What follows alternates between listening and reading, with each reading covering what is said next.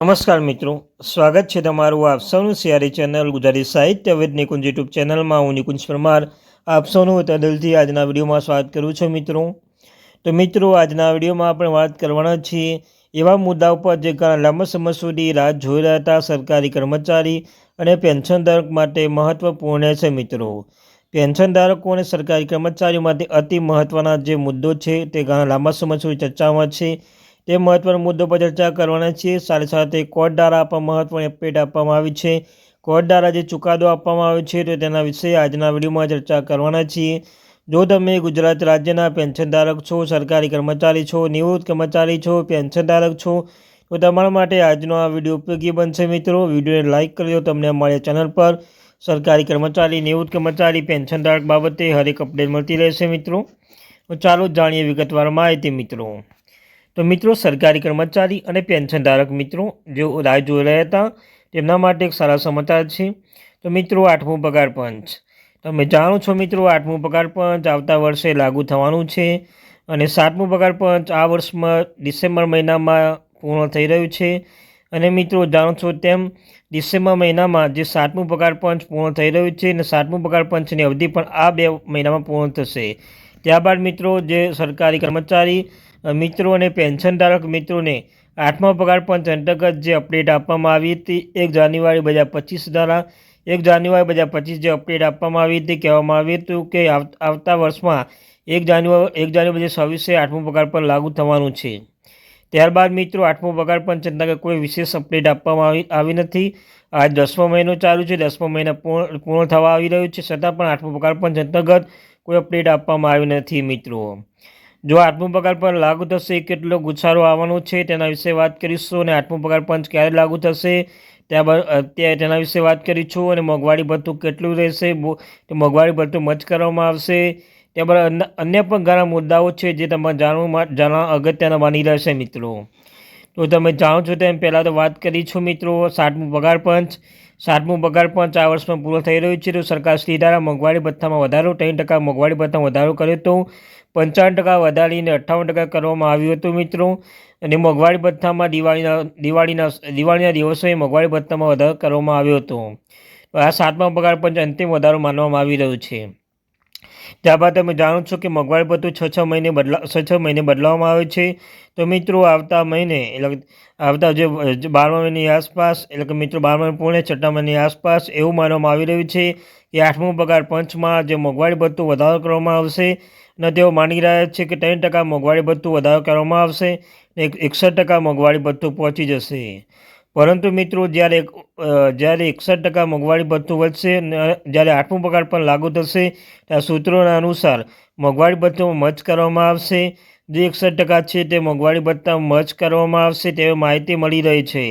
સૂત્રોના જણાવ્યા અનુસાર જેમ નિયમ છે એવું માનવા 50% જે 61% છે 61%થી 50% સુધીમાં મચ કરવામાં આવશે તેવું માની રહેવામાં આવે છે.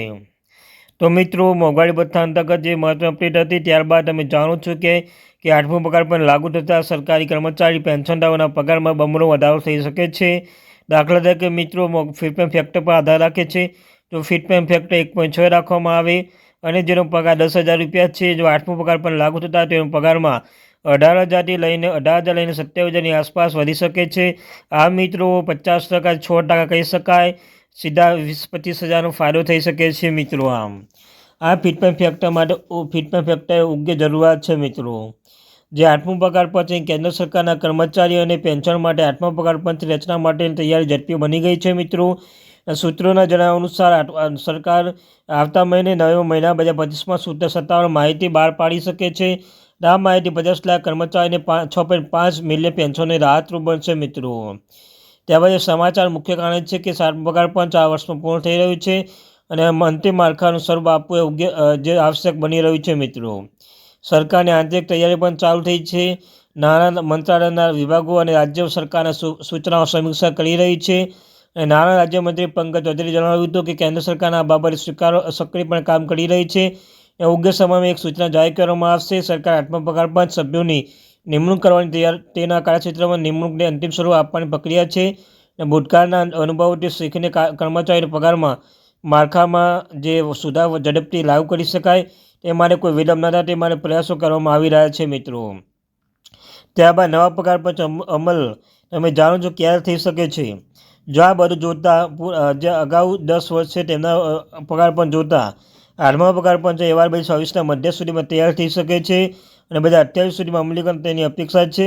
અને 7મો પગાર પંચની જેમ પેટા અનુસારી જો સરકાર ખાતરી કરવા માગે છે તો કર્મચારી નાણાકીય નુકસાન ટાળવા માટે આગામી વર્ષોમાં સંભવિત વધારાનો લાભો બાકી પગાર અથવા બોનસ રૂપ મળી શકે છે મિત્રો. તો મિત્રો લાભાર્થી કોણ છે તેનો ફાયદો થશે. નવા કમિશન સીધો લાભ કેન્દ્રીય મંત્રાલય, સંરક્ષણ દળો, રેલવે, ટપાલ વિભાગ અને કેન્દ્રશાસિત પ્રદેશોના કર્મચારીઓને મળશે. વધુમાં પેન્શનોની તેમના પેન્શન પ્રમાણસર વધારો મેળવવાની અપેક્ષા છે મિત્રો. મિત્રો આના કારણે કેન્દ્ર સરકાર અને જે રાજ્ય સરકાર છે નાણાકીય બોજ પણ પડવાનું છે કે 8મો પગાર પણ લાગુ થતાં સરકારી કર્મચારીઓ અને પેન્શનનો બમણા વધારો થવાનો છે. સરકારી કર્મચારી પગારમાં વધારો થશે અને પેન્શનદાર પેન્શનમાં અઢળક વધારો થવાનો છે. આ વધારો ફીડબેક ફેક્ટર પર આધાર રાખે છે. ફીડબેક ફેક્ટર લાગુ કરવામાં આવશે. AICPA ડેટા અનુસાર ફીડબેક ફેક્ટર કેટલું રહેશે. જેટલું ફીડબેક ફેક્ટર વધશે તેટલો તમારો ફાયદો રહેશે. સાથે સાથે મિત્રો મોંઘવારી ભથ્થામાં વધારો થાય છે. તમે જાણો છો 6 મહિને વધારો કરવામાં આવે છે. તેને પણ બોજ નાણાકીય બોજ પડવાનું છે. આ બધું જોતાં મિત્રો નાણાકીય બોજ વધારે પડવાનું છે. પણ છતાં પણ ગુજરાત રાજ્ય સરકાર પેન્શનધારકો અને સરકારી કર્મચારીઓ અન્ય પણ રાજ્યોમાં કેન્દ્ર રાજ્યોમાં તેઓ મોંઘવારી ભથ્થા અંતર્ગત જે 8મો પગાર પંચ અંતર્ગત મહત્વની અપડેટ મળી શકે છે મિત્રો. તો આ હતા તે મહત્વપૂર્ણ update. Thank you very much watching video.